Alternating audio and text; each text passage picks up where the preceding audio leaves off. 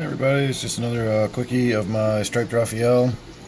I keep saying that he's a lot more outgoing than your average Striped Raphael. And I want to let you in on a little secret about reclusive fish. Let me get my TV muted here. This is very spur of the moment. Alright. Wow, you can see him all the way in the back there. Get a good look at him tonight. Reclusive fish are fish that like to hide. They like a sense of security. They like dimly lit tanks usually. They like a lot of caves and structure to hide in and under. So I have known people in the past to take a fish like, say, I don't know, a pleco, or we could take this Striped Raphael for example, and they put them in this fairly sparse open tank and they give them a small cave to hide in or something. So they can technically say they've met the fish's needs by giving it a cave to hide in. And then they complain that they never see it. And they think that because it's only got that one little cave, surely it will come out and they'll be able to see it until it goes back into its one little cave they've got to hide. That is actually completely backwards from the way it works.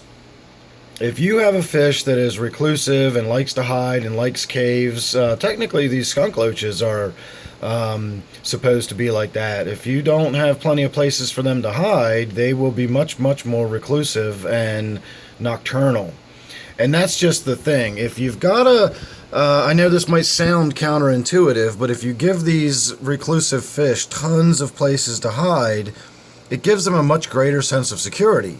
They know that no matter where they are in the tank, if they ever has to dash to safety, it's right there. They don't have to swim all the way to the other end of their tank in this big barren open tank to find their one little cave you've given them to hide in.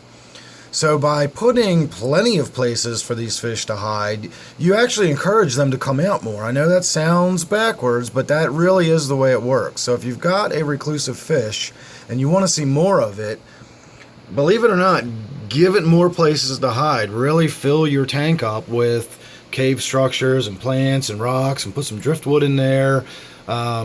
Floating plants always help to subdue the light. Ditherfish are a good idea depending on the type of reclusive fish you have. Some are more affected by ditherfish than others, and if you're not familiar with ditherfish are fish that are basically there to give more skittish fish a sense of security. When they look out of their cave and they can see these other fish swimming around, they say, oh, well, it must be safe to come out. There's no predators from above taking these smaller fish, so it must be safe for me to come out as well. And then that allows them to come out. Even fish like angelfish need ditherfish. If you don't have smaller fish swimming around with angelfish, and I recommend hatchets, hatchetfish are great ditherfish because they're surface dwellers. So no matter where the angelfish are in the tank, they can still look up and see these surface fish swimming around. And ditherfish often will be schooling fish, but they don't have to be. They can be just as long as they're outgoing and they're going to be out swimming around in the tank. Danios, if you like Danios, I personally don't, but if you do, Danios make good ditherfish. Barbs make good ditherfish. I don't know how affected by ditherfish these Striped Raphaels are, but it's never a bad idea to have them. And as you can see, I've got quite an active tank with these skunk loaches and the clown loaches as well.